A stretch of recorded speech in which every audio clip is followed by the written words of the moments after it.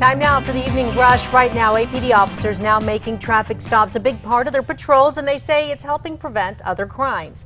Under Mayor Barry, officers averaged just under 2,500 traffic stops a month. Now they're at about 4,600 a month.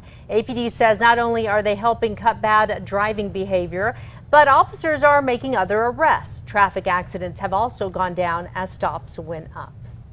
Well, we're not looking at a huge weather maker over the next 24 hours. Mostly sunny skies, warm afternoon temperatures on Wednesday, but we do have another storm system headed in our direction late week. It's going to knock down temperatures and bring the chance of showers to northern New Mexico.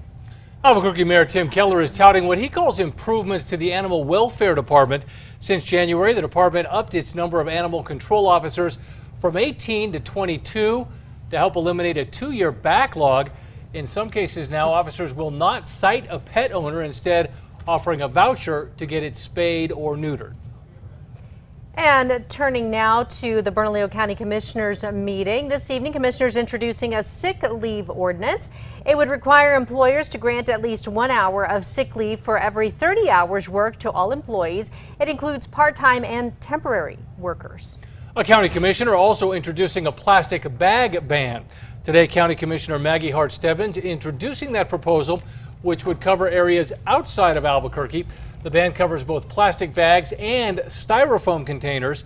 This comes after the city of Albuquerque recently passed its own plastic bag ban. New at 6, the ACLU is seeking public records between Border Patrol and a vigilante group accused of illegally detaining migrants. The ACLU has filed a Freedom of Information Act request. They claim video shows the group holding groups of migrants at gunpoint until Border Patrol agents arrive. We're waiting on the governor to respond to a letter from 15 state senators expressing concern about Expo New Mexico housing asylum seekers and asking they be given temporary housing somewhere else instead. They're concerned that programs at the fairgrounds that benefit the state may be canceled or relocated.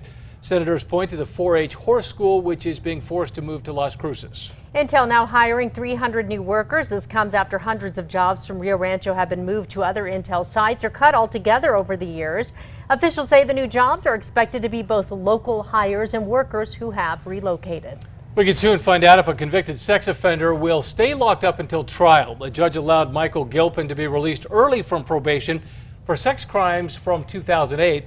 In March, a family says Gilpin and his wife tried to lure their 9-year-old daughter into their home.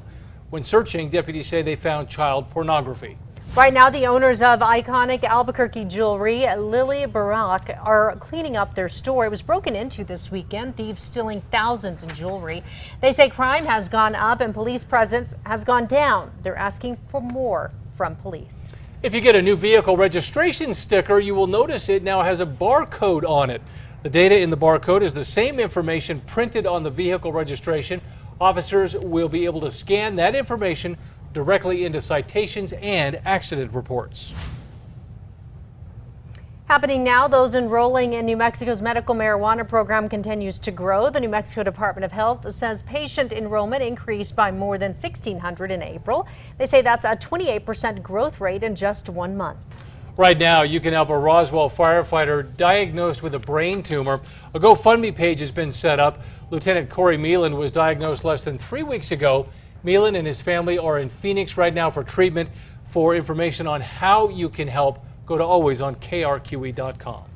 It doesn't get any lower than this. The Metro Threat Index for tomorrow is at a 1. We don't have much of a shot at showers. Look for mostly sunny skies with just a few afternoon clouds. Right now, the FBI is hoping to extradite the suspect in the case of a murdered state police officer.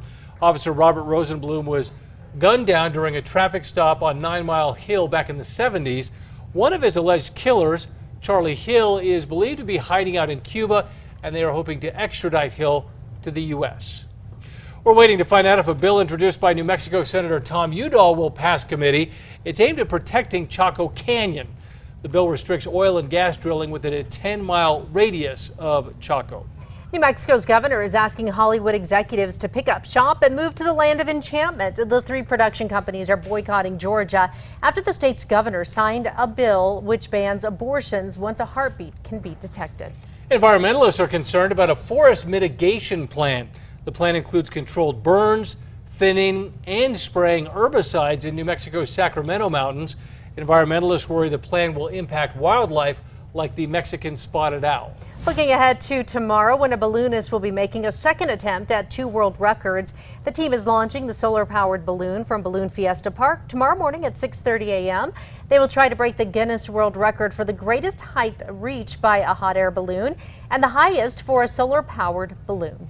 Take a look at this photo getting a lot of attention online. The photo showing an APD officer helping a man in a wheelchair.